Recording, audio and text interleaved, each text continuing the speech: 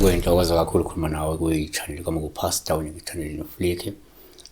Uma ungumlandeli wale channel le number ayisebenzise, ngifonele ngo-9 ekuseni 5 ntambama.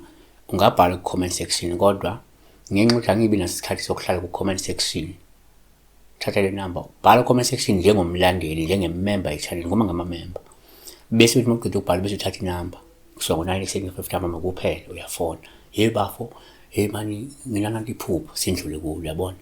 Sengiyoliphendula ku-comment section, sengenza nje video, yabona. UNonozi Mbatha sawubona Pastor, mina ngiphuphele ngilungisela abefundisa ukudla ngibaphakela. So number 1, she was dishing out for pastors. Number 1, ngokujwayelekile kumuphi umfundisi uPaul uhloma umphakela ukudla umfundisi. Lusho ukuthi kungenzeka lo mfundisi uyamsiza futhi uyameseka ngezimali emsebenzini wakhe. 1 KorinThe 9 verse 14, ngokunjalo inkosi imisile ukuba-ke abamemezela ivangeli baphile ngevangeli. Izaga 3 verse 27, ungagodleli abanini kokuhle lapho kusemandleni esandla sakho ukukwenza. So kungenzeka uyamsiza vele, yabo. 2, kwesinye isikhathi uma uphupha umfundisi ngawuPaul uhloma umphakela ukudla, lusho ukuthi kungenzeka kunesidingo sokuthi uyomnikelela, uyomeseka ngeyimali, uyomsiza ngosizo lwemali. 1 KoRinthe 9 chapter 11, uma thina sihlwanyela kini okomoya, kuyinto enkulu yini uma sizovuna okwenu kwenyama na? Hawu uNkulunkulu wami, kodwa kuyisono yini?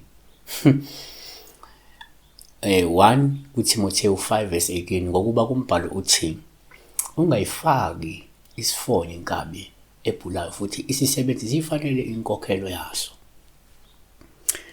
KoRinthe 2 chapter 9 verse 7, lowo nalowo akanikele njengalokho azikhethela khona enhliziyweni yakhe. Hamba kunikele lapho mfundisi. 3, kuyenzeka kodwa uma uthola ngesikhathi number 3, kuyenzeka uma uphupha futhi umfundisi kube uPaul uhloma umphakela ukudla, olusho ukuthi kungenzeka uyakuthokozela ukumlekelela wena ngezwi likaNkulunkulu lwamfundisi. Mhlawumbe umuntu ofika umsize ngento ethinta izwi likaNkulunkulu.